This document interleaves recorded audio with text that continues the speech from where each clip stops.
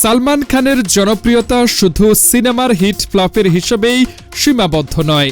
मैंने प्यार कियार প্রেমিক থেকে দাবাং এর চুলবুল পান্ডে বা বজরঙ্গি ভাইজান এর মানবিক নায়ক প্রজন্মের পর প্রজন্মের আবেগের অংশ হয়ে উঠেছেন তিনি।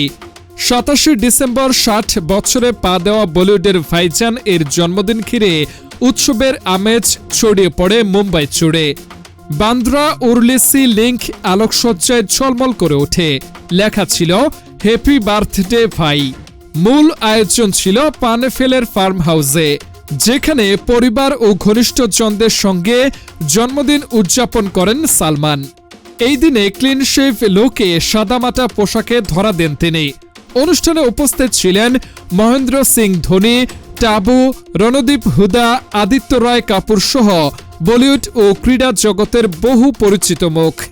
1965 সালে ইন্দোরে জন্ম নেওয়া সালমান খানের কেরিয়ার শুরু হয় 1988 সালে। এরপর দীর্ঘ পথ চলায় অভিনয় ও ব্যক্তিত্ব দিয়ে তিনি নিজেকে প্রতিষ্ঠিত করেছেন বলিউডের অপ্রতিদ্বন্দ্বী ভাইজান হিসেবে।